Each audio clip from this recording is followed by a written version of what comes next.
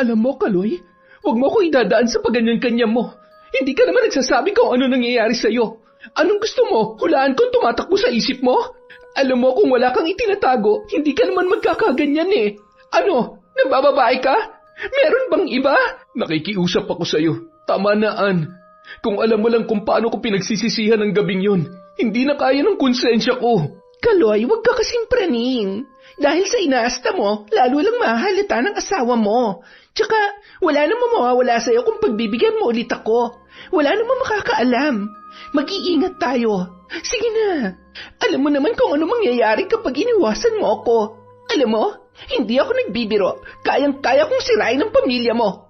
Isang text o tawag lang sa asawa mo, wala ka ng pamilyang uuwian. Pwede ba? Tumigil ka na nga sa kakasisi sa akin. Teka, sandali. Ano ba yan? Ang kati talaga. Aray, ang sakit ng tiyan ko. Ang hapde at sobrang kati ng balat ko. Kaloy, tulungan mo ako. An, may mga nana at uudang.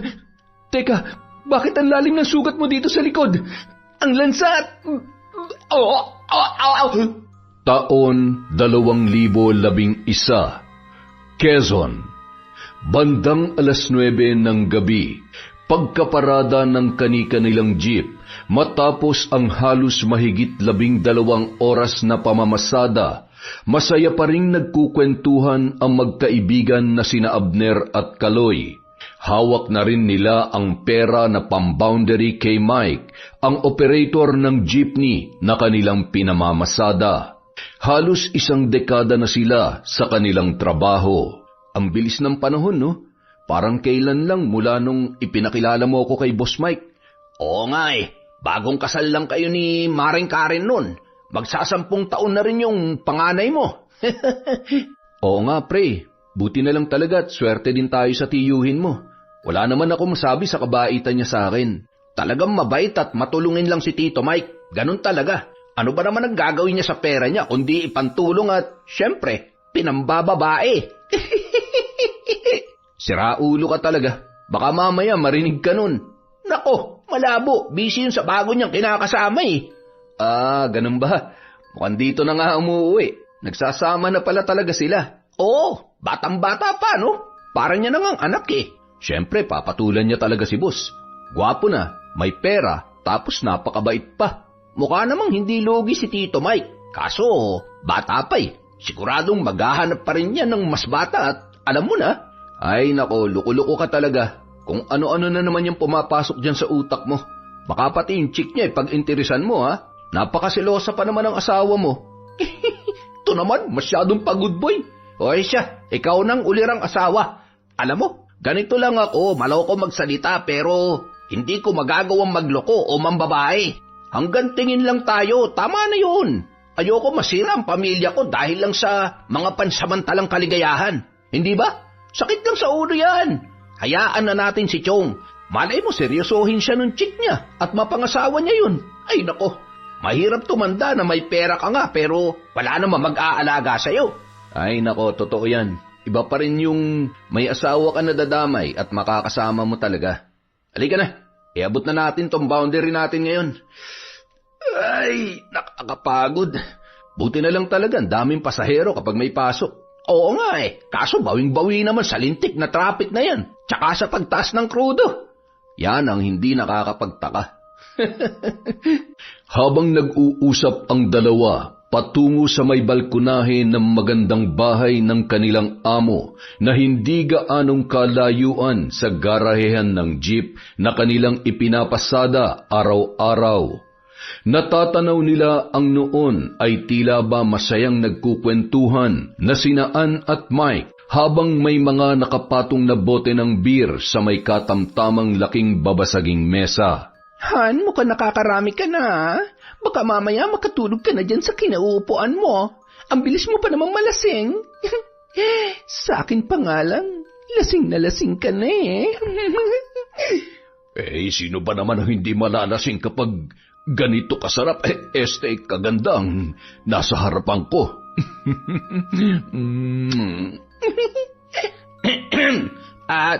Chong, madam, magandang gabi ho. Pasensya na, mukhang nakaistorbo yata kami. Iabot lang namin tong boundary namin ngayong araw. Aba, talagang nagkasabay kayo ngayon, ha? Akin na, kumusta naman ang pamamasada? Wala naman bang aberya? Maayos naman ho at ingat na ingat ho tayo sa pagmamaneho at alagang-alaga ang jeep natin, Boss Mike. Dapat lang, malaking bagay kung iingatan nyo yan dahil dyan kayo kumikita araw-araw. Basta ako, masaya na nakakatulong sa inyo. Buti na lang at maingat kayo lalo na at alam nyo naman, abala ako sa iba ko pa negosyo. Oo nga po. Sige ho, mauunan na kami at mukhang nakaistorbo na kami sa inyo ni Paring Abner. Hindi naman. Nagkakatuwaan lamang kaming dalawa. O siya, mag-ingat kayo pa uwi. Saan ba nakaparada yung motor ninyo? Ay, nandun rin ho sa may garahe. Sige po, Chong. Huwag pong sosobra, ha? Hindi na ho makabubuti sa inyo yan. Sira ulo ka talaga. Akala mo sa akin, mahinan nila lang?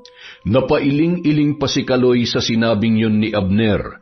Sabay tumingin sa noon ay nakikitawa rin na si Ann. Hindi maipagkakaila kung gaano kaganda ang muka at katawan ng babae na malaporselana. Nagkatinginan pa sila sa mata, sabay nginitian siya ng nakakaakit. Lumihis na lamang ng tingin si Kaloy at humakbang patalikod pabalik sa garahe para kuhain ang kanyang motor na kanyang sasakyan pauwi sa kanilang bahay. Pre, kita mo yun? Mukha talagang inlove na inlove si Chong kay Madam Ann. Ang ganda naman kasi talaga, panalo. O pre, tama na yan. Nakalimutan mo na agad yung mga sinabi mo kanina. Tsaka, maawa ka na. Ipaubaya mo na yun kay Boss Mike. Baka sakali magkaanak man lamang kahit isa. Naku, mukhang malabo yan. Ang alam ko, bawg yan si Chong. Kaya nga iniwan ang unang kinakasama niya yan eh. Umuwi na nga tayo. Naghihintay na ang asawa natin. Baka kung ano pa may kwento mo. O paano? Bukas na ulit tayo magkwentuhan, ha? Ay, sige pre. Maninigarilyo muna ako dito bago umuwi. Ingat ka, ha? Salamat pre. Ingat ka rin. Agad na pinaarangkada ni Kaloy ang kanyang motor. Halos 15 minuto rin bago siya nakarating sa kanilang bahay. Agad naman siyang sinalubong ng kanyang nag-iisa pa lamang na anak na lalaki na si Koykoy. Nay, nandito na po si tatay. Mano po tay? Sasama po ako sa inyo bukas ha. Bakit? Wala ka bang pasok bukas anak? Tatay naman, Sabado po kaya bukas. Ay, oo nga pala no. Kita mo na, nakalimutan ko na kung anong araw bukas. Okay lang makalimutan mo kung anong araw bukas o sa isang bukas. Wag lang kami nitong anak mo. Paano ko naman kayo makakalimutan? Sobrang mahal na mahal ko kayo ng anak natin. Oh, pasensya na. Nakalimutan ko magpalit ng damit. Medyo maasim na yata ako. Napasarap ang kwentuhan namin ni Paring Abner eh. Ano, amoy panis na pawis na ba?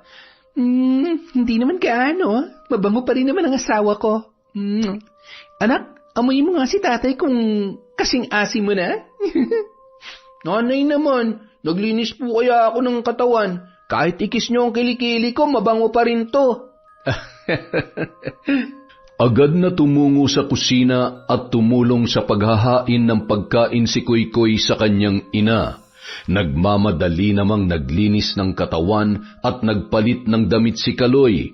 Agad na ring sumunod sa dalawa at umupo sa hapagkainan. Ang bango ah. Ang sarap. The best talaga magluto ang asawa ko. Siyempre naman, wala nang masasarap pa sa luto ko para sa asawa ko at sa napakapogi nating anak. Damihan mo ang kain para maibsan naman ang pagod mo sa pamamasada. Kumusta naman ang kita natin sa tindahan ngayong araw? Sakto lang naman, hindi na gaanong malakas katulad ng dati mula nung magtindahan yung bago nating lipat na kapitbahay. At saka, nariyan na naman yung mga bayarin natin sa kuryente at tubig. Ayos lang yan. Ang importante, may napagkukunan tayo ng pambayad. Medyo malakas naman ang kita ko sa pamamasada. Ang mahalaga, masaya at walang nagkakasakit sa atin.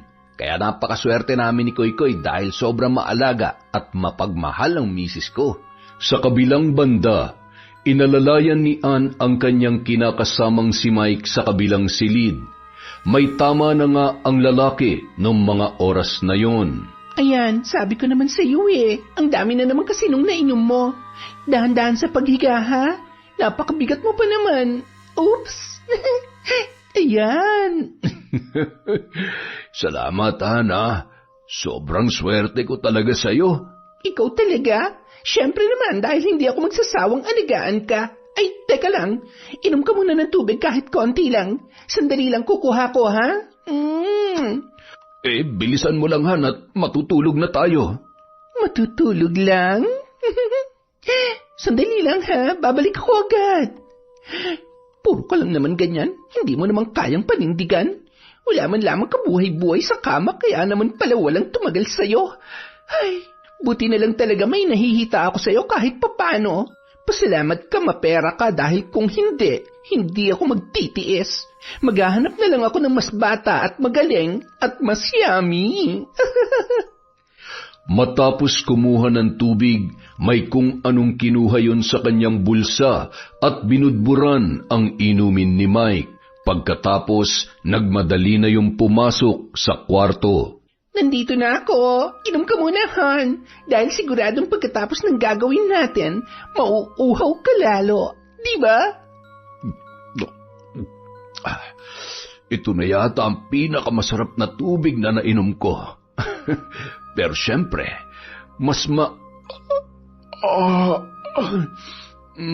parang bigla akong nahilo, Hana. Ha? Bakit? Ano ba naman yan? Paano na tayo niyan? Teka, ayusin natin yung unan mo.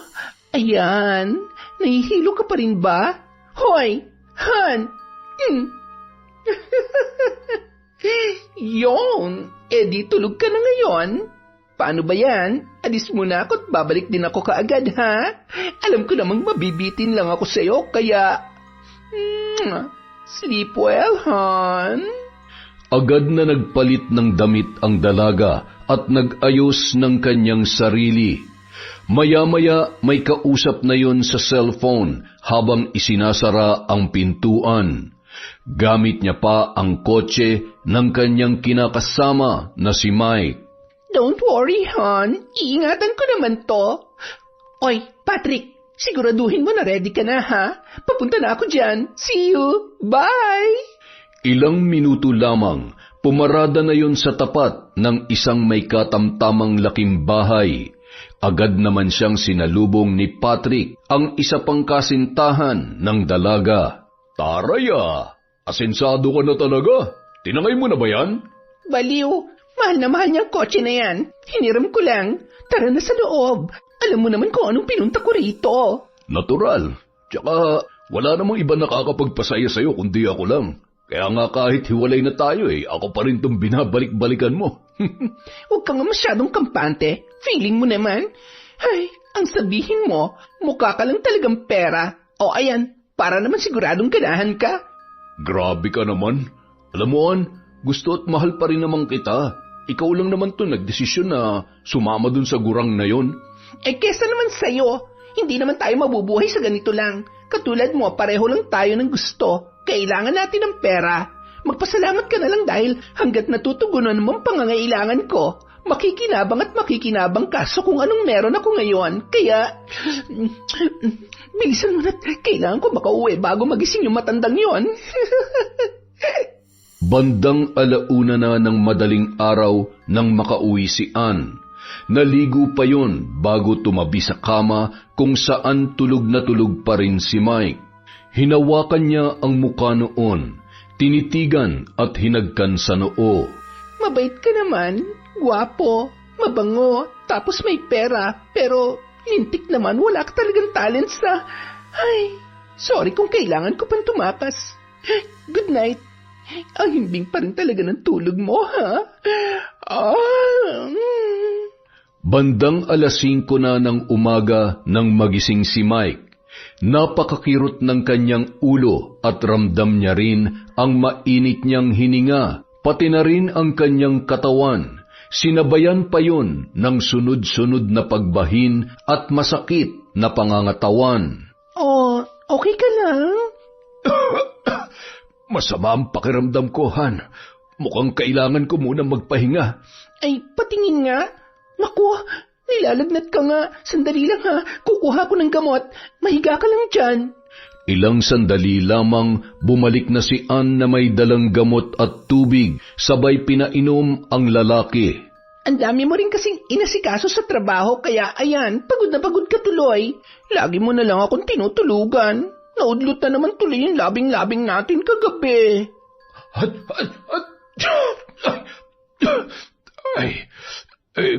Pasensya ka na. Nakatulog na pala ako kagabi. Hindi ko na masyadong maalala eh. Ikaw na munang bahala. Kapag hinahanap ako ng mga driver, ikaw na munang kumausap sa kanila, ha? Bihira lang ako magkasakit, kaya lang talagang inaabot minsan ng 1 linggo bago ako makabangon. Huwag ka mag-alala, dahil ngayon, nandito na ako. Maaalagaan na kita, at sisiguraduhin ko na gagaling ka kaagad. Remember, kailangan mong bumawi sa akin kapag magaling ka na, ha? Oo naman, pinapangako ko yan. Samantala, magkasamang dumating sa garahehan ng jeep, sakay ng motor ang mag-amang sina Kaloy at Koykoy. Oh, sumakay ka na dyan sa jeep, anak. Papasada na tayo. Mukhang ang aga ng ninong Abner mo, ah. Wala na yung jeep na pinapasada niya. Oo nga po, tay. Lagi po ba siyang mas maagang bumibiyahe kesa sa inyo? Ay nako, ngayon lang anak. Baka may planong umuwi na maaga mamaya ninong mo. O siya, sakay na't nang makarami tayo ngayong araw. Nagpalingon-lingon pa ang bata sa mga kabahayan na naroroon. Tay, ang gaganda po talaga ng mga bahay na nandito, no? Tsaka ang lalaki pa, lalo na po tong kay Mang Mike. Kapag malaki na po ako at may trabaho na, gusto ko po ganyan din kalaki ang ipapagawa kong bahay para sa atin. Tapos, bibilhan ko rin po kayo ng mas bagong jeep, yung sa inyo na po talaga. Ang bait naman talaga ng anak ko. Thank you anak ha. Basta galingan mo lagi sa klase at sipagan mo pa mag-aral hanggang sa makatapos ka. Pag-iipunan natin ang pangmatrikula mo sa kolehiyo para siguradong magkaroon ka ng maayos na trabaho at matupad mo ang buhay na pinapangarap mo. Buong maghapon hanggang 7:00 ng gabi ay dagsa ang pasahero.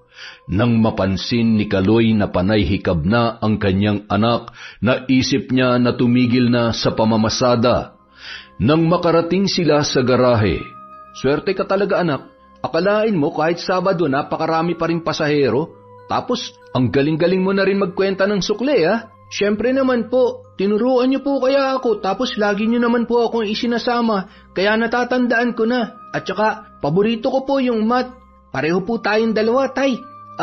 Teka, iihi lang po muna ako ha. Dito niyo na lang po kaya ako hintayin sa motor natin. Ay, sige anak, kunin mo na rin yung ibang gamit sa jeep. Yung maliit na bag na dala natin kanina at yung lalagyan ng tubig, ha? Opo, tay. Sige na po at ihing-ihi na po talaga ako. Nagmamadali naman na tumungo si Kaloy sa bahay ni na Mike. Sa tarangkahan pa lamang ay nakita niya na nag-aabang si Ann. Napakatamis ng ngiti nito at litaw na litaw ang kagandahan sa kabila ng medyo may kadilimang ilaw sa kanilang balkonahe. Magandang gabi po, madam. Si Boss Mike po. Nagpapahinga na sa kwarto. Masama ang pakiramdam kaya sa akin mo na lang iabot yung pera. Kakaalis lang din ni Abner. Upo ka muna. Mukhang pagod na pagod ka sa maghapong pamamasada. Gusto mo bang ikuha kita ng maiinom? Tinapay? Hindi na po. Ito na po yung pera, madam. Uuwi na po ako kaagad kasi... alam mo, ayaw na ayaw ko sa lahat yung tinatanggihan ako. Naku, madam, bakit niyo po ginawa yun? Bakit? Hindi mo ba nagustuhan, Kaloy? Juicy ka pa? Kahit hindi mo sabihin, kitang-kita ko naman dyan sa mga mata mo na gusto mo rin yung ginawa ko. Alam mo, hindi na ako magpapaligoy-ligoy pa. Mula nung una pa lang kitang nakita, gustong-gusto na kita. Ngayon nga lang ako nagkaroon ng pagkakataon eh. Naku, pasensya na po madam. May pamilya na po akong tao kaya alam ko. At gusto kong malaman mo na hindi naman tayo magkakaproblema dahil wala naman akong planong agawin ka sa asawa at anak mo. Siguro naman gets mo na kung ano lang ang gusto ko. Ang laki pala ng mga braso mo at kahit pawisan ka na, mabango ka pa rin. Huwag ka mag-alala, hindi naman ako nagmamadali. Bibigyan kita ng pagkakataon para mag-isip. Alam mo, hindi mo ito pagsisisihan dahil nasisiguro ko na sa oras na pagbigyan mo ang gusto ko, Hinding-hindi mo na ako makakalimutan. Naku, pasensya na po. Marami pa pong ibang lalaki dyan na mas gugustuhin ninyo. Sige po, aalis na ako. Alam mo, kapag ako nainis, gagawa ako ng paraan para mawalan ka ng trabaho. Kayang-kaya kong gawin yon. Kaya bago mo ako tanggihan, isipin mo muna ang kahihinatnan ng desisyon mo.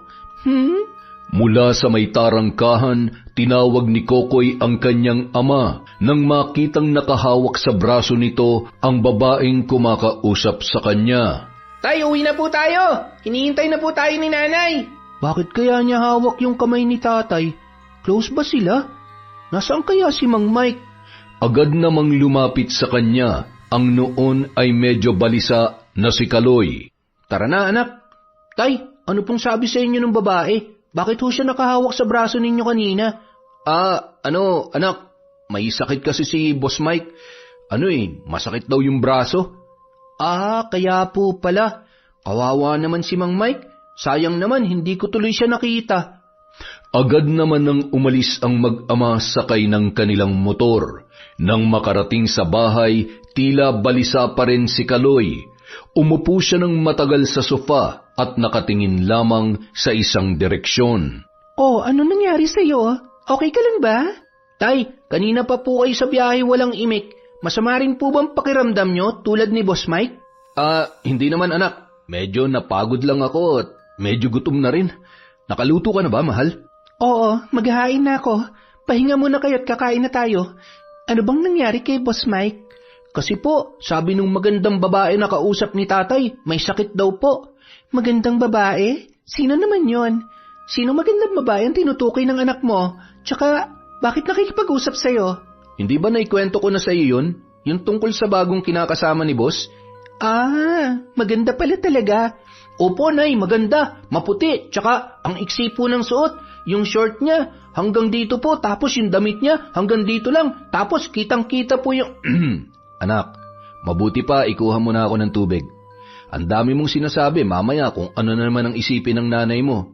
Mahal, hindi ko tiningnan yun, ha? Paano hindi mo tiningnan? Kausap mo nga kanina. Bakit parang masyado ka yatang defensive? Ikaw ha? Baka pinupormahan mo rin yon. Umayos ka. Mahal naman, sa tingin mo ba ipagpapalit kita sa kung sinong babae lang? Sabihin na nating tama si Kokoy na maganda yon o kung ano paman. Basta para sa akin, ikaw lang ang maganda. Asawa kita at sobrang mahal na mahal kaya kita. Kain na tayo, gutom na talaga ako O siya, tara na sa kusina. Basta wag ka mambababae ha. At nako, naghahanap ka lang ng sakit ng ulo. Kokoy anak, kumusta? Napagod ka ba? Hindi naman po, Nay, pero nagugutom na po ako. Ano po ba niluto nyo? Siyempre, alam kong uuwi kayong gutom na gutom kaya nagluto ako ng paborito nyong sinigang. Wow! Salamat, Nay! Tay, paramihan tayo ng kain. Oo ba? Kaya mo bang higitan ng kain ni tatay? Ha? Masayang naghapunan ang pamilya habang patuloy sa pagkukwentuhan. Pagkatapos, nanood muna sila ng telebisyon bago natulog. Kinabukasan, maagang naghanda ng almusal at pambaon ni Kaloy ang kanyang asawa. Hindi sumama si Kokoy dahil sasamahan niya magsimba ang kanyang ina. Bago umalis, mahigpit na niyakap ni Kaloy si Karen at hinagkan. Mahal, kinakabahan ako. Parang may hindi ka sinasabi sa akin. Mahal naman, ano ba naman ang itatago ko sa'yo? Pambihira ka naman Hindi ba pwedeng naglalambing lang ako sa mahal kong asawa? Mahal, asawa kita. Ramdam ko naman kapag may hindi ka sinasabi. Tingnan mo ako sa mga mata. Mukha bang may tinatago ako? Mahal, ilang taon na tayong kasal, hindi pa rin buo ang tiwala mo sa akin. Tsaka, ano bang meron? Parang nagiging selosa na rin yata ang mahal ko Teka, mas lalo ba akong gumagwapo? Sira, oo na nga lang. Hindi ako nagseselos at hindi kita pinag-iisipan ng masama. Pakiramdam ko lang, may gusto kong sabihin na hindi mo masabi sa akin. Wala nga. Kung meron man akong gustong sabihin, mahal na mahal kita. At sobrang nagpapasalamat ako na ikaw ang napangasawa ko. Paano? Alis na ako. Huwag nang mag-iisip ng kung ano-ano. Mag-iingat kayo ni Koy-Koy sa biyahe papuntang simbahan, ha? Mag-iingat ka rin sa pagmamaneho. I love you. I love you too, mahal. Nang makalabas ng bahay, napabuntong hininga naman si Kaloy. Pakiramdam niya, napakalaki ng kasalanan niya sa kanyang asawa dahil sa mga mapanuksong halik ni Ann na hindi basta-bastang matanggal sa kanyang isipan. Halos buong magdamag niyang naiisip yon, pati na rin ang mga pagbabanta ng babae. Paano kung tutuhanin niya yung mga sinabi niya? Hindi ako pwedeng mawalan ng trabaho. Pero hindi rin naman ako pwedeng pumatol sa malanding babae na yun. Akalain mo, may ganong klase palang babae. Siya pa talaga yung nagbibigay ng motibo. Buisit na yan. Ay. Habang nagmamaneho ng kanyang motor papunta sa garahehan, yun pa rin ang tumatakbo sa kanyang isipan. Ipinagdasal na lamang niya na sana ay magaling na ang kinakasama ng babae para hindi na makalapit pa si Ann sa kanya. Maswerte naman nung araw na yon na nakabangon na si Mike. Ngunit makalipas ang isa pang linggo ay tumungo na Maynila si Mike para sa kanyang negosyo at naiwang mag-isa sa bahay si Ann. Boss Mike, eto na po yung... Hi, Kaloy. Oh, bakit naman para kang nakakita ng multo? Hindi mo ba nagustuhan tong suit ko? Pasensya na. Nakapantulog na kasi ako. Bago lang to. Bagay ba sa akin? Alam mo, wala kasi si Mike kaya medyo malungkot ako ngayon. Siguro naman, pwede mo na akong pagbigyan sa gusto ko. Ano ba? Bitawan mo nga ako. Hindi mo ba naiintindihan? May asawa na ako. Ayaw kong gumawa ng kahit na anong ikasisira ng pagsasama namin. Ano bang hindi malinaw sa'yo? Yung pagiging pakipot mo. My goodness, palay na nga tong lumalapit sa'yo. Ayaw mo pang tukain? Bakit? Hindi ba ako maganda para sa'yo? Ha? Dahil sa mga mapusok na halik na yon, tuluyan na ring natangay si Kaloy. Hindi niya namalayan, tinutugunan niya na rin ang babae nung mga oras na yun. Hanggang sa napansin niya na nakapasok na sila sa loob ng kabahayan. Hindi tama to. Kailangan ko nang umuwi. Sige, umalis ka. Kung gusto mong tuluyan kong sirain ang pagsasama niyo mag-asawa, umalis ka na. Ano bang problema mo? Hindi mo ba talaga ako titigilan? Ito bang gusto mo, ha? Ito ba? Mas lalo lamang naging mainit ang tagpong yon para sa dalawa hanggang sa tuluyan ng mangyari ang pinaplano ni Ann. Bandang 10:00 ng gabi, habang mahimbing nang natutulog ang babae ay nagmamadali namang bumangon at nagbihis si Kaloy. Bigla namang naalimpungatan si Ann at akma pa sanang pipigilan ang lalaki. Aalis ka na hindi man lamang nagpapaalam sa akin. Tsaka masyado pang maaga. Samahan mo muna ako dito. Sige na. Kailangan ko nang umuwi. Hindi na to mauulit ha. Nangyari ng gusto mo kaya tigilan mo na ako. Sigurado ka? Sige ka. Alam mo, nasasabi mo lang yan dahil mas pinapairal mo yung inis mo sa akin. Pero ang totoo, nag-enjoy ka rin naman. Di ba? Ay, sige na nga, umuwi ka na. Kung sakaling mamimiss mo ang gabing to, nandito lang ako para sa'yo, ha? Ay, siya nga pala. Kinuha ko sa cellphone mo yung number mo at number ng pinakamamahal mong asawa. Alam mo na, kapag na-boring ako, pwede ko naman siguro siyang tawagan. Yan ang wag na wag mong gagawin. Baka makalimutan kong babae ka. Oops! Alam mo, gusto ko yan. Mas lalo ka palang nagiging agresibo kapag nagagalit ka. Huwag ka mag-alala. Kung magkakasundo naman tayo, hindi naman ako makikipag-usap sa asawa mo para ipaalam sa kanya ang mga nangyari sa atin ngayong gabi. Galit na galit, padabog na umalis si Kaloy at mabilis na pinaharurot ang kanyang motorsiklo. Nang gabing yon, mas lalong nagbago ang mga ikinikilos at pakikitungo ni Kaloy sa kanyang asawa at maging sa anak nito. Agad na pumasok yun sa banyo, dala ang tuwalya at naligo. Bakit ba kailangan mangyari to? Paano ko to sasabihin sa asawa ko? Sigurado hindi siya maniniwala sa akin. Mahal, okay ka lang ba? Bakit naliligo ka? Pagod ka na sa pagmamaneho. Baka magkasakit ka niyan, mahal. Hindi na sinagot pa ni Kaloy ang kanyang asawa. Napatingin tuloy si Karen kay Koykoy na noon ay nagtataka rin kung bakit nagkakaganoon ang kanyang ama. Ano bang nangyayari sa tatay mo? Hindi ko rin po alam, Nay. Baka po nainitan, kaya yun, gustong maligo. Hintayin nyo na lang po lumabas. Tara na po, maghahain na po tayo at mabilis lang maligo yan si tatay. Paglabas ng banyo, dumiretso na yon sa kusina, na puno ng katahimikan ang gabing yon.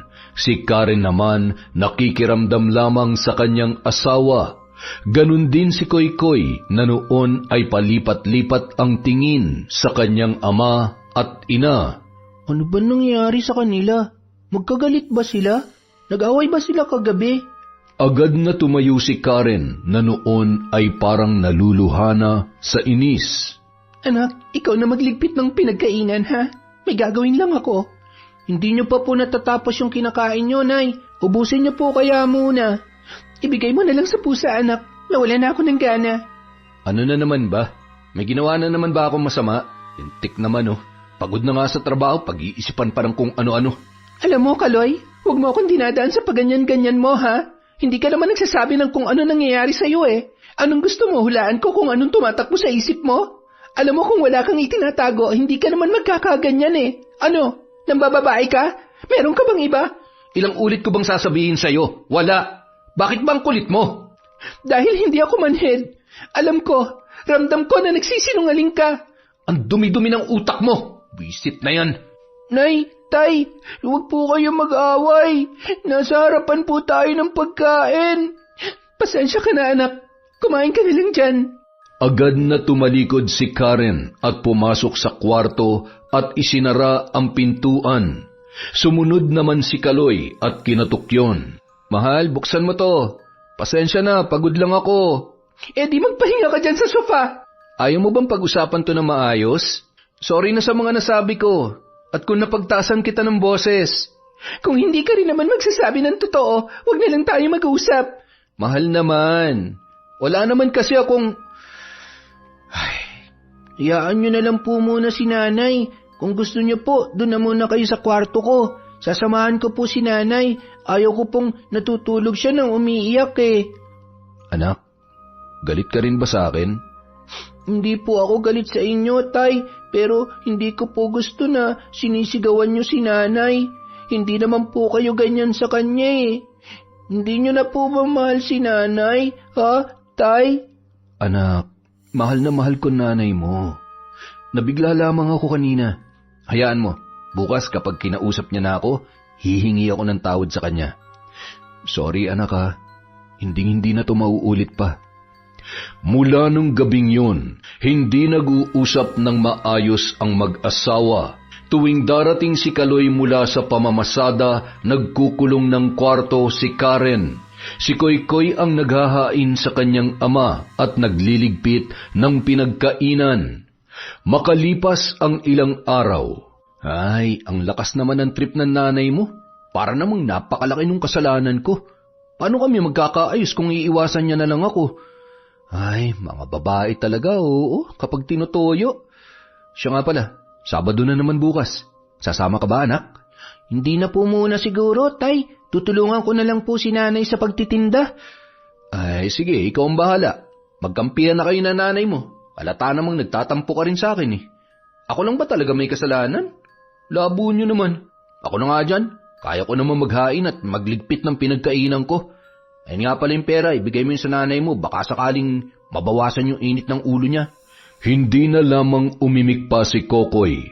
Maging ang bata ay napapansin rin na hindi ganun kung umasta ang kanyang tatay, lalo na kapag pagod yon.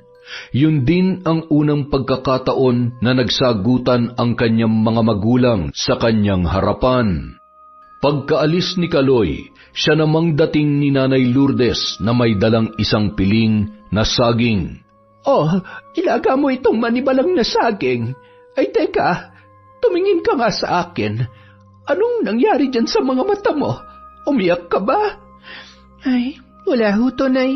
May mga iniisip lang ho ako at saka Nanood ako na nakakalungkot na palabas kagabi. Ay, ganun ba? Parang hindi naman mamamaga ang mga mata mo ng ganyan dahil lamang sa mababaw mong dahilan. Ngayon ka pa ba maglilihim sa akin? May mga nangyayari ba na hindi ko nalalaman? Pasok na ho muna kayo. Doon na lang po tayo mag-usap at baka may makarinig pang tsismosa dyan. Di pilipitin mo, di kaya putulan mo ng dila. Aba, hindi uubra sa akin yung mga ganyan. Nang makapasok sa loob ng bahay, muling nag-usisa si Aling Lourdes.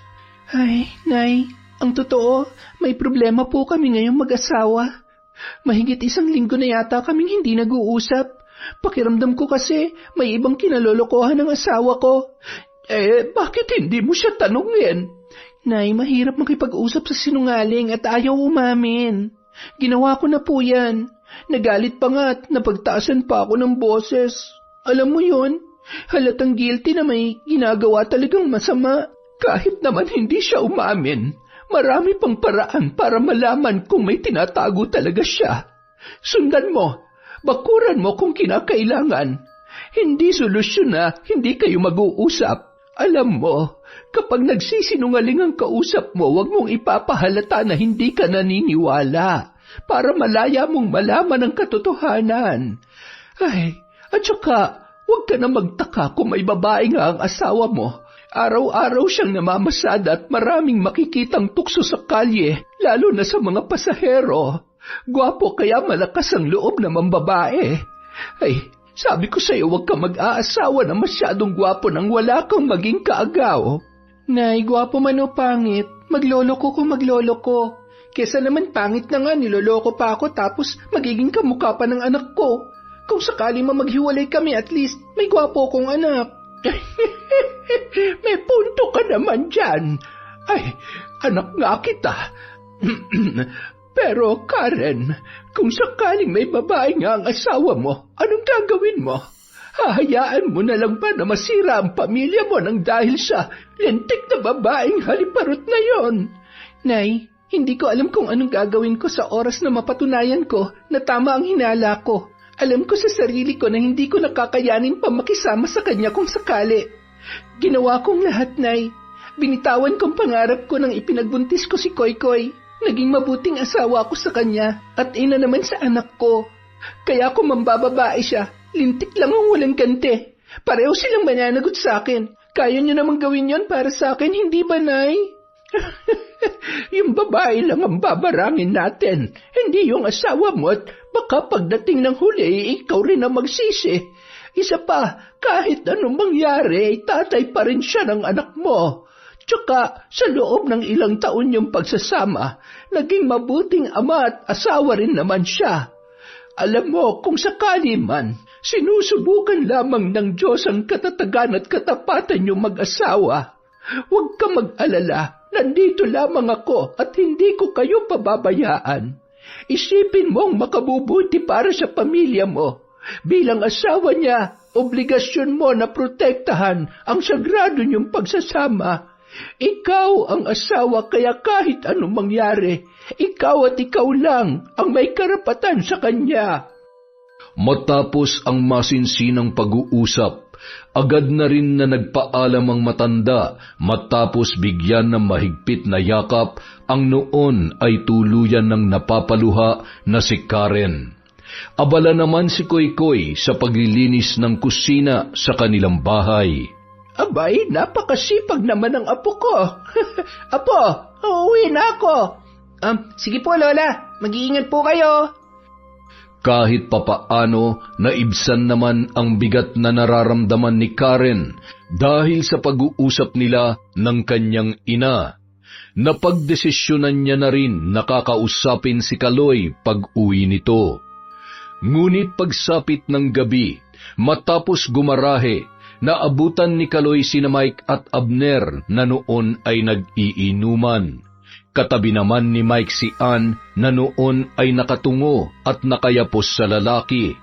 Napangisi pa yon nang matanawan si Kaloy na paparating. Magandang gabi, boss. Buti naman po at nakabalik na kayo. Oo, kailangan na dahil miss na miss ko na tong honey ko. Isa pa, meron din akong dapat na asikasuhin dito. Oy siya, maupo ka muna. Tumagay muna tayo. Matagal na rin tayong hindi nakakapag-inuman at nakakapagkwentuhan. Oo nga pre, upo ka muna. Para naman hindi lang akong uuwi ng lasing at mapapagalitan ni misis. Ay, sige. Pero maya-maya po mauuna na ako. Medyo tinotoyo yung asawa ko nitong nakaraan baka naman may ginawa kang kasalanan. Oo nga naman. Alam mo naman kami mga babae. Malakas ang pakiramdam namin kapag may iba kayong kinalolokohan. Mabuti na lang sa akin lang baliw na baliw tong si Mike. Hindi ba, Han? Oo naman. Kontento na ako sa iyo at walang ibang dahilan para magloko pa ako. Baka tamang hinala lang naman si Mare. Alam ko namang good boy ka at wala sa bokabularyo mo, mambabae. Baka naman nakukulangan lang ng atensyon.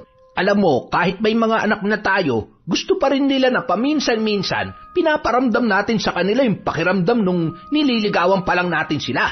Ilabas mo, pre. Mag-date kayo. Alam mo, sa sitwasyon ko na saksakan ng selosa ang asawa ko, aba, hindi ako nauubusan ng pakulo. Salamat, pre.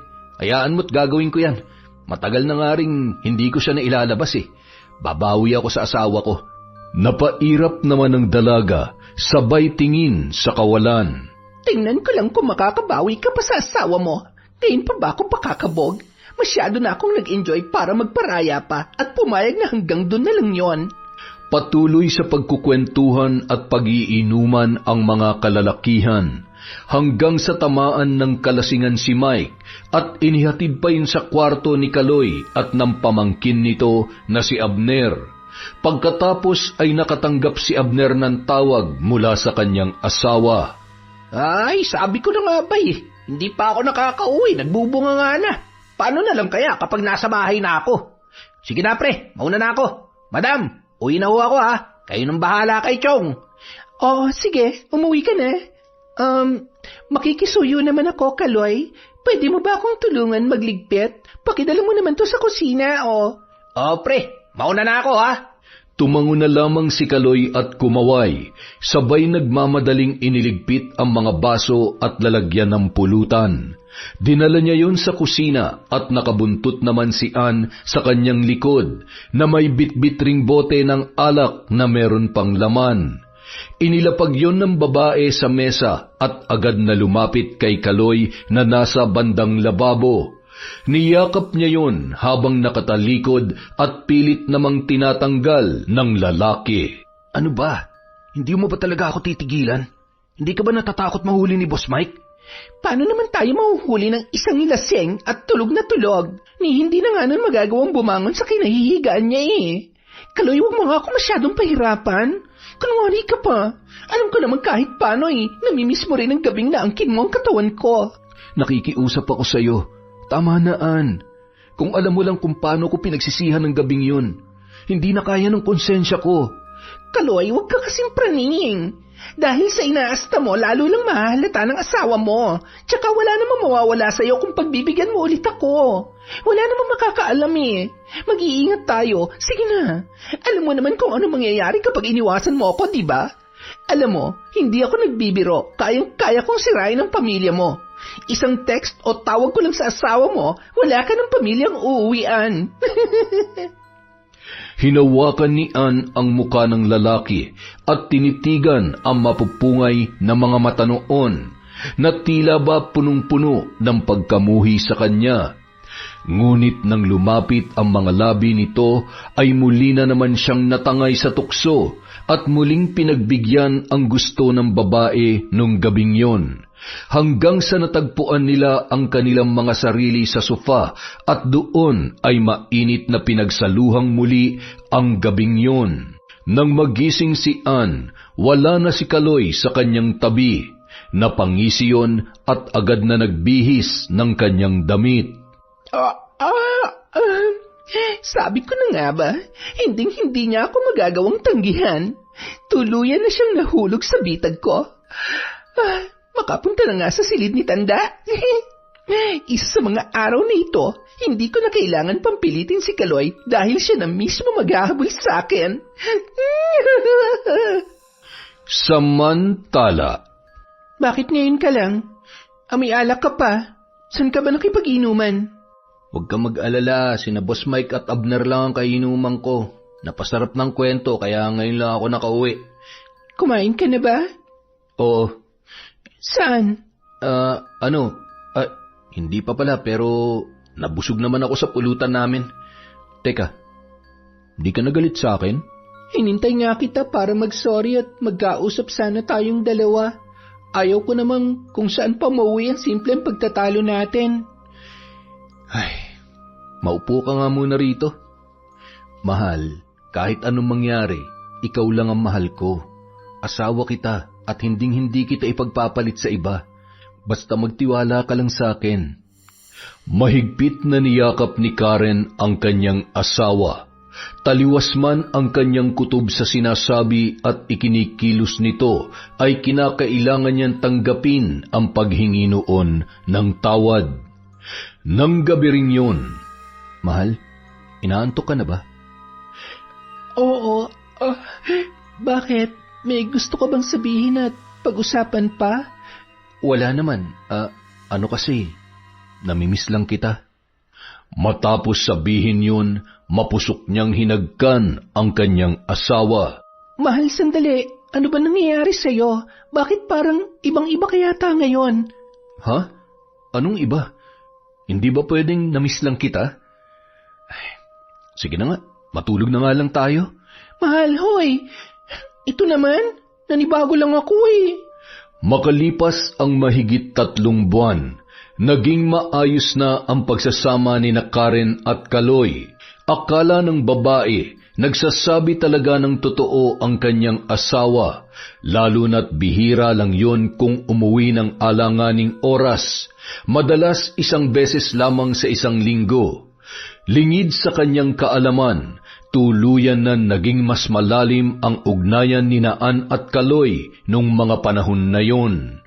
Naging madalas na rin kasi ang pag-alis ni Mike para asikasuhin ang negosyo niya sa Maynila. Isang umaga. Ang sakit ng ulo ko. Nahihilo ko. Teka, hindi pwede. Hindi kaya buntis ako. Hindi ito maaari. Hindi niya ako maaaring mabuntis. Mapapatay ako ni Mike. Kung sakali man, hindi pwedeng matuloy ang bata na nasa sinapupunan ko. Kailangan kong tulong ni Aling Shedeng. Nung oras ding yun, naiirita pang lumabas ng bahay si Ann. Nakita niya na tinanghali na si Kaloy at kasama pa ang asawa nitong si Karen. Nilapitan niya ang mag-asawa. Hi! Ikaw ba si Karen? Opo, ako nga po. Baka naman gusto mo akong ipakilala sa kanya, Kaloy. Mahal, si Ann. Asawa ni Boss Mike. Ikaw pala yon. Magandang umaga po. Parang namumutla ho kayo. Masama po bang pakiramdam ninyo? Wala to. Medyo nahihilo lang. Naparami ang inom ko kagabi eh. Sige na, maiwan ko na kayo. Natutuwa akong makilala ka, Karen. Matamis ng ngiti lamang ang itinugon nito sa kanya. Ang ganda pala at ang bata-bata pa ng asawa ng boss mo. Oo, maganda. Pero, syempre, wala nang mas gaganda pa sa asawa ko. Makalipas ang 1 linggo, dumalaw si Karen sa bahay ng kanyang nanay Lourdes.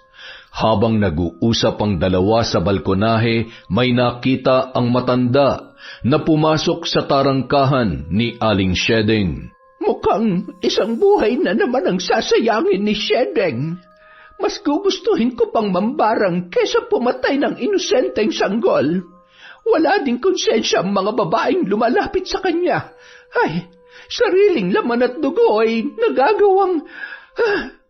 Dalaga pa lang ho ako, ginagawa niya na yan. Hindi pa rin pala siya tumitigil. Sinabi mo pa, nakita mo ba yung pumasok kanina? Ang ganda pa naman din. Sigurado nagtatrabaho yun sa bar. Hindi ko lang ho masyadong napansin. Bahala siya. Sila naman ang magbabayad sa kasalanan nila. Nang pauwi na sana si Karen ay nagulat siya nang makita ang noon ay palabas din sa tarangkahan na si Ann.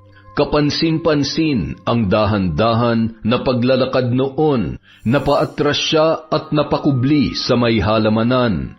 Tinanaw niya yon hanggang sa makasakay ng kotse. Hoy, ano bang ginagawa mo dyan? Nay, kilala ko yung babae na tinutukoy nyo.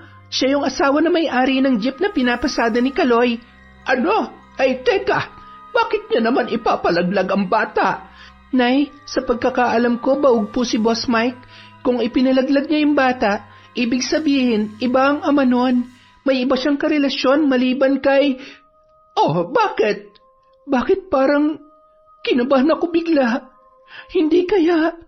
Iniisip mo ba na may relasyon ang babae na yun at ang asawa mo? Nay, nung huli ko kasi siyang nakita, nung lumapit siya sa amin, hindi ko masabi kung ano pero... May iba akong naramdaman na hindi ko maipaliwanag. Iba rin yung mga tingin niya kay Kaloy, lalo na sa akin.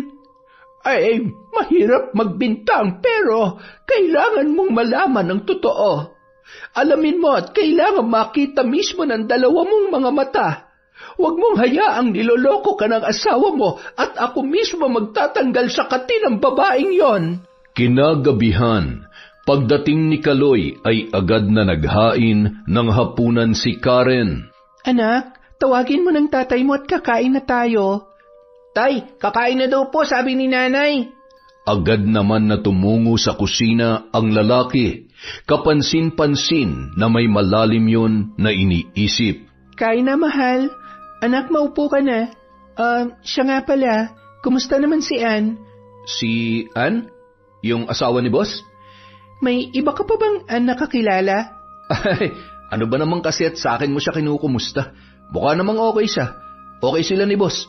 Ay, teka, ba't mo nga pala naitanong?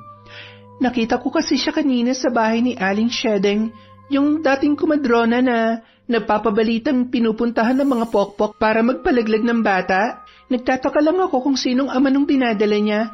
Kasi di ba nga minsan naikwento mo sa akin na baog yung boss mo? At saka... Kung si Boss Mike ang tatay, bakit niya naman ipapalaglag? Sa tingin mo, may ibang lalaki kaya si Ann? Pakiabot nga yung tubig, anak. Mag-relax ka nga. Nagtatanong lang ako. Kung makareact ka naman, akala mo ikaw yung... Sige na nga, kumain na lang tayo. Hayop ka, Kaloy. Huwag ko lang malaman na ikaw ang ama ng batang ipinalaglag niya at may relasyon nga kayo ng babaeng yon. Hindi kita mapapatawad. Makalipas ang ilan pang linggo, nagpatuloy sa pagsubaybay sa mga kilos ng kanyang asawa, si Karen. Dumating sa punto na nagmamasid na siya sa labas ng bahay at sa mga lugar kung saan posibleng nagkikita ang dalawa. Isang gabi, matapos igarahe ang jeep ay nagulat na lamang si Kaloy nang biglang may yumakap sa kanyang likuran. Ann, anong ginagawa mo dito? Umalis na naman ba si boss? Baka may makakita sa atin. Kahit kailan talaga hindi ka nag-iingat. Anong hindi? Kung hindi ako nag-iingat, edi sana may nakakaalam na sa relasyon natin. Relax ka lang. Gusto lang naman kita makausap. Alam kong masama loob mo dahil sa naging pasya ko. Hindi naman kasi tama na ipalaglag mo yung bata. Anong gagawin ko? Ayaw mo namang iwanan yung asawa mo para sa akin. Tsaka, pareho tayo malilintikan kay Mike. Ay, kalimutan nga natin yon. Basta ngayon, ang gusto ko lang, maramdaman ko ulit ang init ng iyong pagmamahal. Namimiss mo rin naman ako, hindi ba? Ikaw talaga? Lagi mo na lang akong dinadaan sa ganyan. Pumasok pa ang dalawa sa loob ng jeep at sa pagkakataong yon ay hindi na nakapagtimpi pa na sumugod si Karen. Sa noon ay kapwa hubot-hubad na sina Kaloy at Ann. Dumampot yon ng isang kahoy at pinaghampas ang dalawa. Mga hayop kayo! Ang bababoy nyo! Mahal, ano ba? Tama na! Huwag mo ako matawag-tawag na mahal! Tumabi ka at huwag ka makikialam sa gagawin ko sa babaeng yan! Akala mo matatakasan mo ako? Ang kati-kati mo! Hindi ka na nakontento, pati asawa ko ginagapang mo pa! Hindi lang to nararapat sa'yo! Pagsisisihan mo to! Tandaan mo yan! Aray, ano ba? Bitiwan mo ako! Hindi mo lang matanggap na baliw sa akin ang asawa mo. Sorry ha, dahil nasisiguro ko na higit na mas masaya siya sa akin. At talagang proud ka pa. Ano nangyayari dito? Ano to at bakit Kaloy? Ano ibig sabihin nito? Ano, Kaloy? Bakit hindi mo sagutin ang tanong ni Boss Mike na magkaalaman na? Sa bagay, magaling ka nga palang magsinungaling kaya ako na magsasabi. Siguro naman po, malinaw na sa inyo kung anong nalaman ko. Na itong kinakasama nyo at ang asawa ko ay may relasyon. Marami kayong hindi alam dahil pareho nila tayong niloloko. Han, hindi totoo yan. Huwag ka maniniwala sa kanya. At anong gusto mong paniwalaan ko? Ikaw? Tingnan mo nga yung itsura mo. Hindi ka na nahiya at nakontento sa buhay na meron ka. Nagpapakasarap ka sa pera at kung anong meron ako tapos iiputan mo pa ako sa ulo? Hindi na kita kailangan. Umalis ka na. At ikaw, hayop ka. Pinagkatiwalaan kita. Hindi ako nagdadalawang isip na tulungan ka kapag nagigipit ka. Tapos pati girlfriend ko aahasin mo. Pareho kayong taksil. Ayaw ko na makita ang mga pagmumukha nyo rito. Galit na tumalikod si Mike at pumasok sa kanyang tarangkahan. Agad naman na nagbihis at tumakbo papaalis si Ann at sinundan si Mike para magmakaawa. Ito ba talagang gusto mo? Ang ipahiya ako't mawalan ng trabaho? Ha? Ako pang sinisi mo? Naririnig mo ba ang sarili mo? Alam mo ba kung gaano kasakit ang ginawa mo sa akin? Masakit? Yun nawalan ako ng trabaho dahil sa basta-basta ka nalang sumusugod. Sana hinintay mo man lang ako magpaliwanag. Magpaliwanag? Para ano? Para bilugin ang ulo ko katulad ng ginagawa mo ngayon? Hindi ako tanga. Tapos na tayo. Mula ngayon, kalimutan mo na may asawa ka't anak. Magsama kayo ng kabit mo sa impyerno.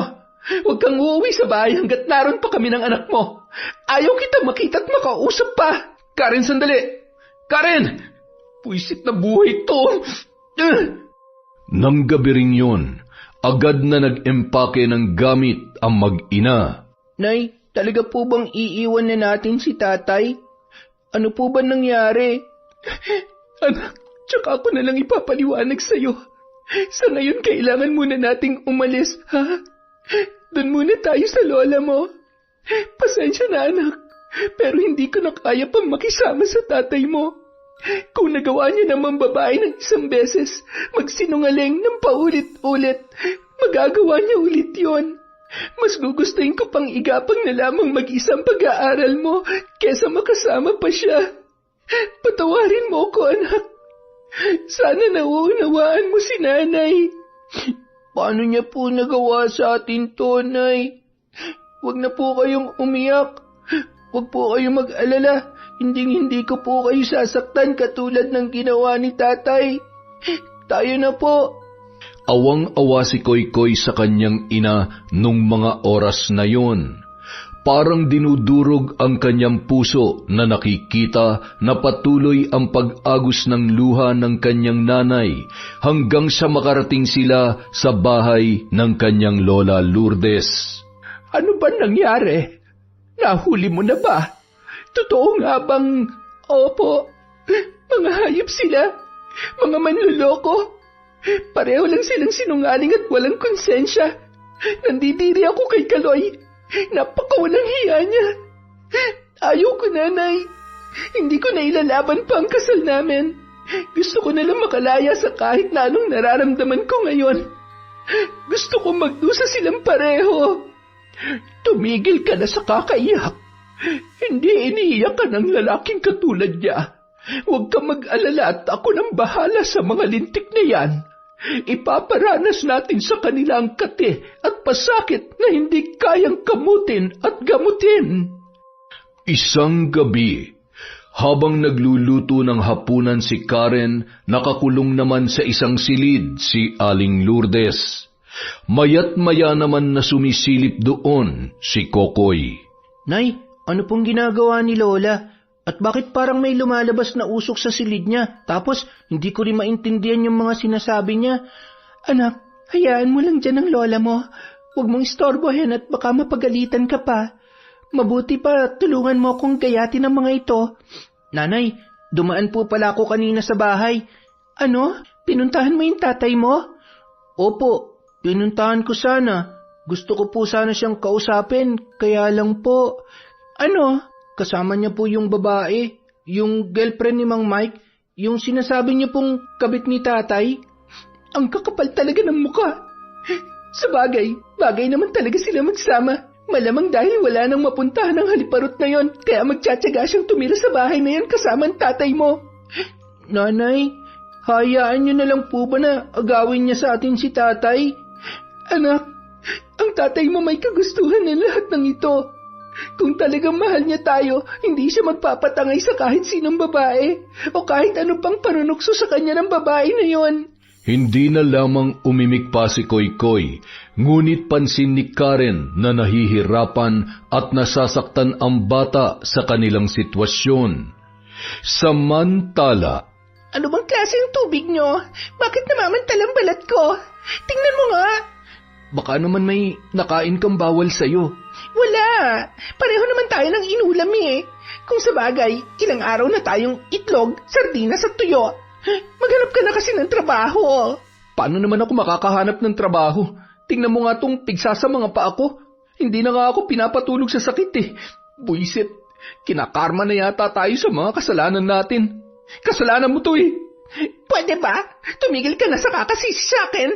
Teka nga, ano ba yan? Aray, ang kati talaga. Ang sakit ng tiyan ko. Ang hapde. Sobrang kati ng balat ko. Kaloy, tulungan mo ako. May mga uudang... San galing ang sugat mo sa likod? Ba't ang lalim? Ang lansat.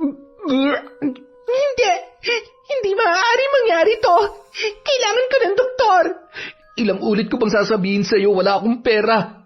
Wala akong nakuha ni kahit 1 sentimo at paninda sa tindahan. Kinuha na lahat ng asawa ko, pati yung perang ipon namin sa bangko. Gumawa ka ng paraan. Hoy, hindi kita kaano-ano para maanduhan mo ako sa dapat kong gawin ha.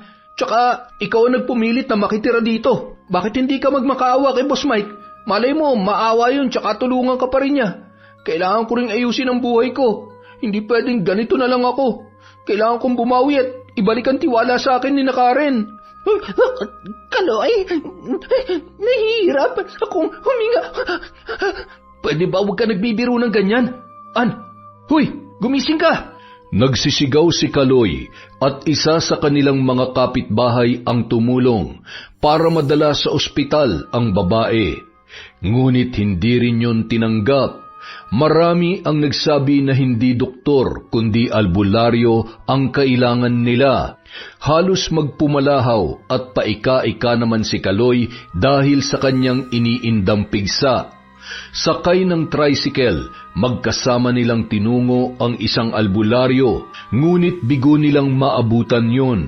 Halos hindi na maimulat ni Ann ang kanyang mga mata na may lumalabas na nana at dugo.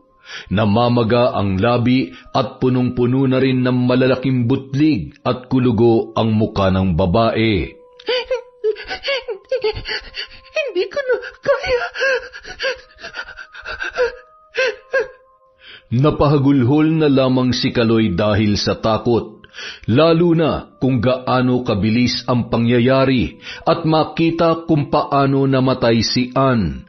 Nababatid niya na may kinalaman ang kanyang asawang si Karen sa mga nangyayari sa kanila. Wala na siyang maisip na paraan nung mga oras na yon, kundi ang humingi ng tulong kay Abner. Agad naman siyang pinuntahan ng kanyang kaibigan. Hindi ko alam kung anong pumasok dyan sa kokote mo, pre. Paano mo nagawa yun? Kung makapagsalita ka nun, parang hindi mo kayang gumawa ng kalokohan. Tapos ngayon, malalaman ko, ikaw pala tong... Ay, pasensya na, pero wala akong may papahiram sa'yo. Minsan na kitang tinulungan, pero hindi mo naman yun pinahalagahan. Mabuti na lamang, tinulungan siya ng mga opisyal ng barangay na ipagbigay alam sa mga kamag-anak noon ang nangyari. Agad namang inasikaso ng mga yun ang agarang pagpapalibing sa babae dahil sa napakasangsang na amoy noon. Makalipas ang ilang araw, nagising na lamang si Kaloy na sobrang taas ng kanyang lagnat. Nagnanaknak din ang kanyang mga pigsa sa paa. Nagulat na lamang siya nang may biglang pumasok sa kanyang kwarto. Mahal, ikaw nga. Salamat, bumalik ka na. Hindi ako pumunta rito para balikan ka. Gusto ko lang damayan ka dahil sa pagkamatay ng babaeng ipinalit mo sa akin. Makikiramay sana ako. Karen, ni minsan hindi ka napalitan sa buhay ko. Oo, nagkaroon kami ng relasyon pero hindi ko siya minahal katulad ng... Anong gusto mo? Matouch ako dyan sa mga sinasabi mo? Akala mo ba talaga madadaan mo ako sa matatamis na salita? Huwag mo akong gawing uto-uto katulad ng ginawa mo sa akin noon. Alang-alang sa anak natin, nakikiusap ako. Tulungan mo ako. Bakit naman kita tutulungan? Alam mo ba kung gaano kasaya na makita kang nahihirapan? Wala pa nga yan eh. Pasasaan ba't katulad ng kabit mo, mamamatay ka rin? Talaga bang wala ka na ni katiting na pagmamahal at awa para sa akin? Ikaw ba may kagagawa ng lahat ng ito? Anong ginawa mo? Pinakula mo ba ako? Pinabarang? Ano? Kapag sinabi kong oo, may magagawa ka pa ba para isalban sarili mo? Ha? Magdusa ka! Napakawala mong puso para gawin sa akin to. Ikaw ang naging dahilan kung bakit naging matigas ang loob ko. Sa oras na malaman ni Koy-Koy ang ginagawa mo sa akin, siguradong kabumuhian ka niya. Mamamatay tao! Sabihin mo na kung anong gusto mong sabihin. Hindi na magbabagong isip ko. Tawagin mo na lahat ng santo o puntahan mo na lahat ng mga mahuhusay na albularyo bago sumapit ang susunod na kabilugan ng buwan. Dahil kapag minalas ka, mamamatay ka na hindi mo man lamang natatanggap ang kapatawaran mula sa sarili mong anak. Hanggang ikalawang buhay, dadalhin ng konsensya mong pagsira sa pamilya natin. Wala kang ibang dapat sisihin kundi ang sarili mo lang dahil marupok ka, dahil sinungaling at taksil ka. Karen, huwag mo akong iwan, Karen. Patawarin mo ako.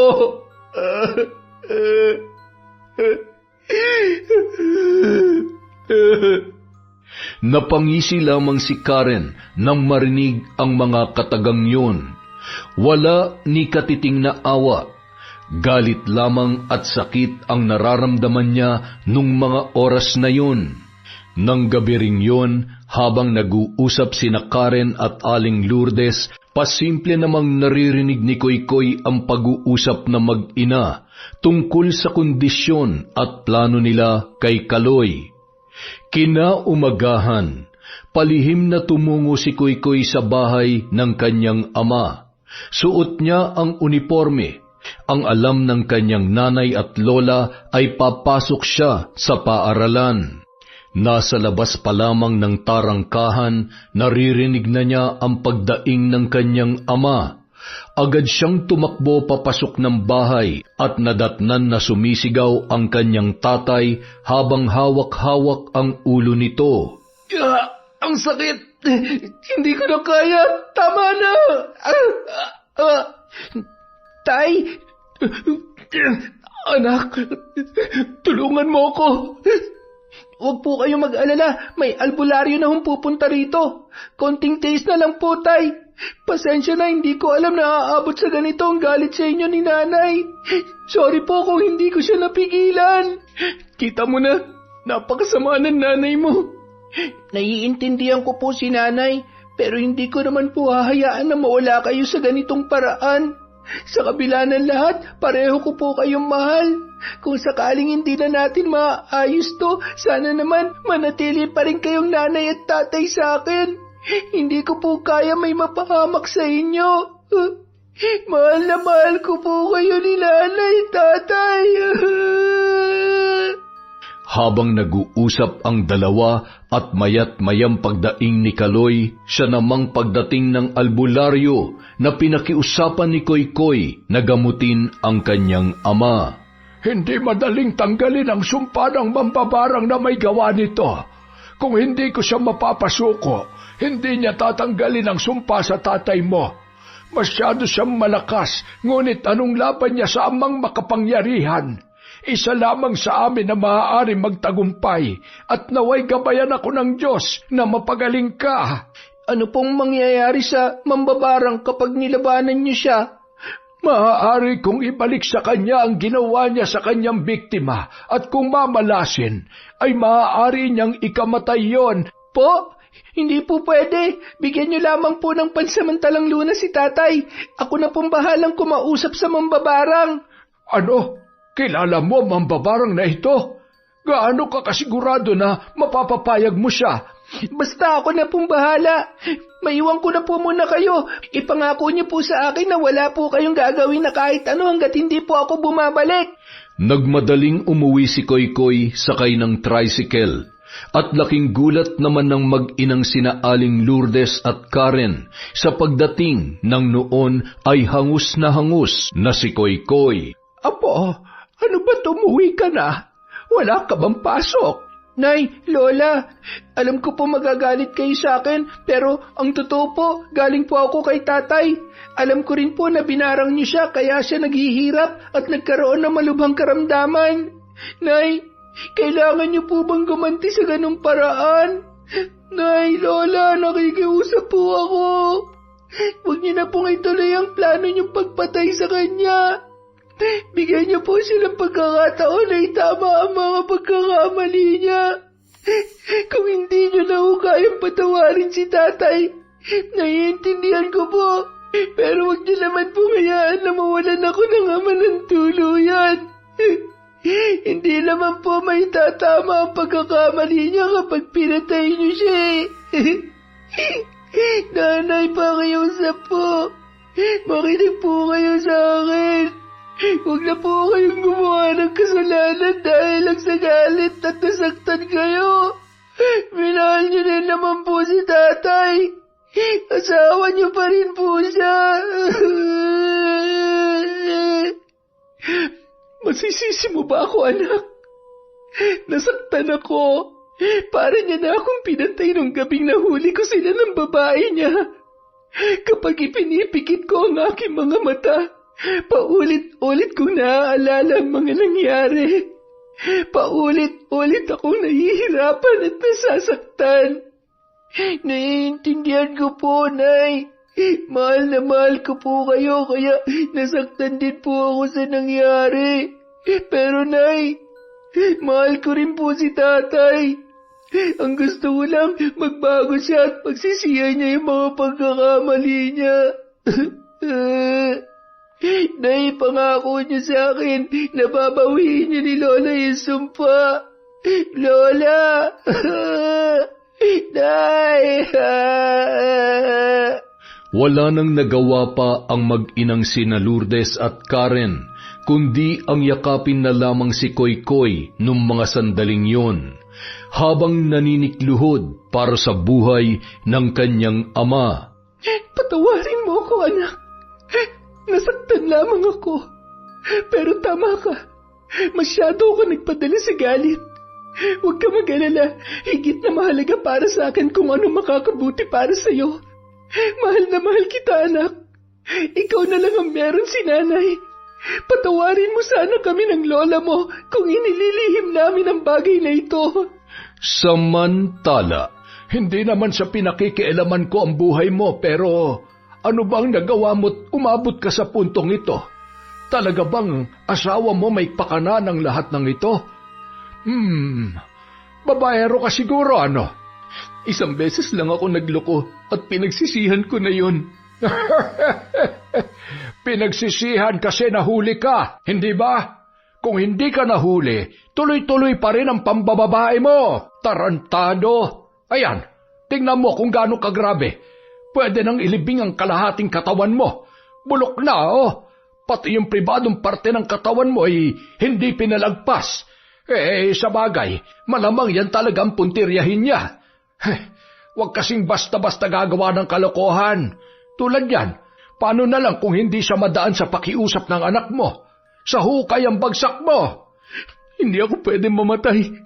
Gusto ko pa mabuhay at makasama ang anak ko. Kahit yung anak ko na lang. Kung hindi ka pa magkakaganyan, hindi ka patatablan ng takot. Hay nako, kung sakaling magaling ka na, mambababae ka ulit. Yun ay kung hindi ka pa nadadala. Paano ba yan? Wala pa yung anak mo. Baka naman hindi na bumalik yon. Ilang sandali pa, Dumating na si Koykoy at hinawakan niya ang kamay ng kanyang ama. Tay, napapayag ko po sila lola at nanay. Babawiin na po nilang sumpa. Pero wag po sana kayong gagawa ng kahit na ano na mas ikagagalit ni nanay. Umiwas na lang po kayo kung kinakailangan. Naniniwala po ako na darating ang araw, mapapatawad ka rin po niya. Ang mahalaga po sa ngayon, buhay kayo't nandito pa rin naman ho ako para sa inyo, tay. Salamat anak. Salamat dahil sa kabila ng mga kasalanan ko ay hindi mo pa rin ako itinakwil at pinabayaan. Mahal na mahal kita. Mahal na mahal ko kayo at hindi ako nawawalan ng pag-asa na darating yung araw na makakasama ko ulit kayo. Ay sus, nasasabi mo lang yan ngayon. Sakto, tulungan mo na lang ako, iho, na linisin natin ang pinakulukong dahon ng bayabas sa mga sugat nitong tatay mong babaero. Hindi natin malalaman kung kailan maaaring putulin ang sumpa, kaya magtiis ka muna, ha? Huwag ka mag-alala, babalik din naman sa normal ang lakas mo at kondisyon mo. Kapag malakas ka na, mambabae ka ulit. Huwag kang titigil hanggat hindi napupudpud ang ano mo. Nandito ka ba para gamutin ako o asarin lang ako? Aray! Dahan-dahan naman! Makalipas ang 1 taon, sa araw ng pagtatapos ni Koykoy sa elementarya, nakamasid lamang mula sa malayo ang kanyang ama habang pumapalakpak. Masaya siya na makita ang magagandang ngiti ng kanyang asawa habang sinasabitan ng medalyon sa leeg si Koykoy. Matapos ang seremonya, nilapitan niya ang mag-ina para iabot ang kanyang regalo sa kanyang pinakamamahal na anak. Hindi ka na sana nag-abala pa, pero salamat at naalala mong anak natin. Salamat, tatay. Masaya ako na nakapunta kayo. Pwede po ba tayong magpakuha ng larawan na magkakasama? Sa akin, okay lang anak. Ang kailangan mong tanungin ay kung okay lang ba yun sa nanay mo.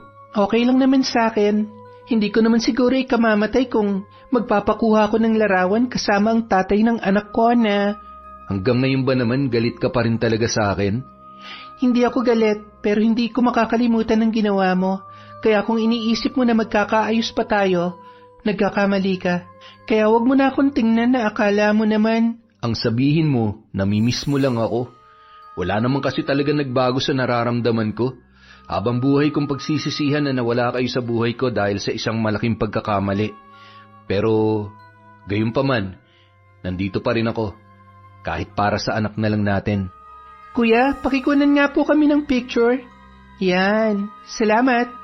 Nagulat na lamang si Karen nang bigla siyang halikan ni Kaloy sa pisngi. Ang lakas talaga ng loob mo, no? Nakakadiri ka, manyak.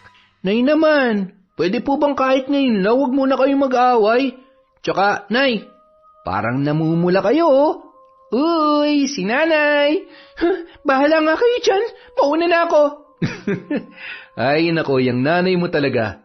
Ang cute pa rin magtampo. Paano ba yan? Sundan mo na siya at baka pati ikaw ay madamay sa galit niya sa akin. I love you, anak. Congratulations. Love you, tay. Yun! Napakagandang kwento, pampamilya. Dahil dyan, meron na naman tayong shoutout. Sorry po, hindi tayo nakapag-upload kahapon. Ngayon, babawi tayo. Simulan po natin kay Arlene Consensino. Hi po kay Cherry Garcia, kay Shara Marie Hipulan, kay Catalea Soto, Yas Den Love. Hi po kay Filomena Mantis, kay Josephine Marcaida, kay Ami Pegares, kay Jean Bultron, kay Josefina Ordonio. Hi po sa mga kasama ni Judith Celi sa San Fernando, Pampanga. Hi po kay Zilpa Hara Raicart, kay Lucille de Lima, kay Mamiliana Nalugon, kay Rosemary Casunete. Shout out po kay Shirley Aquino, kay Daniel Daguyo, kay Marilyn Orchid, kay Abigail Kabugayan, kay Cristina Peru. Hello po kay John Chris, kay Javen Delasan, kay Dang Legaspi. Shout out kay Merly Herbolingo, kay Jelin Sapra, kay Dins Lumigid, kay Hira Mini. Shout out po kay Flordeli Parcon, kay Dilay Dikay, kay Ni Alforte, kay Sergey R. Bernabenario Jr., hi din po kay Mary Grace Yoting, kay Stella Fernandez, kay Zay Martinez, kay Valerie Joy Nadal, kay Ria Tiruha, Kim Bara, kay Beth Mercado, kay Margie Banosong, Josie Aniban, Belen Malbas, hi po kay Giza Nicole, kay Milrose Galvez, kay Catalea Soto, kay Zairand Lapuhapo, hi din po kay Aimee Carbonilla, kay Chris Alcantara, kay Esang Gonzales, Adam Lasa, Zane Axel Ranada, kay Milaine Jordaline Concepcion, kay Lani Villa, kay Febe Ranyada, sa Rapaslato family at kay Alia Balaja from Luz Biminda, kay Charlene Gumansing, kay Richard Rivera, IMMHR Lin, hi din po kay Merly Amistad, kay Hani Austria, Gemstone Claro, Mami Riza, kay Ami Viray, kay Manisan Mamot Mapadtaya, kay Jessel Flores, Leia Tan, kay Crezil Garcia, kay Jessica Rojas, hi kay KMM, Yas Den Love, Rosette Ersando, kay Abel Aina, Ferdinand at Isabel from Roslyn Jimenez, mananahi ng Pandibulacan, LJ Melano, Borbor, Tibong, Ilong at sa Mercado family from Darwin Mercado. Hi po kay Vicky Abut, kay Tats 765, Aida Sikander, shout out kay Aimee Carbonilla, kay Neneng Maria Love, kay Roman Estrada, kay Marian Laborte, kay Hana Maylin Sesgundo, Edgardo Fontanilla, Ronnie Castro, Dimples Yumi, Idol. Hi din po kay Gemma de Ocampo, kay Nur OFW Riyadh, kay April Joy Principal, kay Marideth Jurila, kay Arlene Castro Ramos, kay Chander de Guzman, kay Jennifer Ngoho, kay Kuis Xiao TV, kay Jerilyn Bayron, kay Finky Rusi 14, Gay Somojo, at kay Chris Girl 5. Maraming salamat po sa walang sawang pagsuporta sa Kwentong Enteng.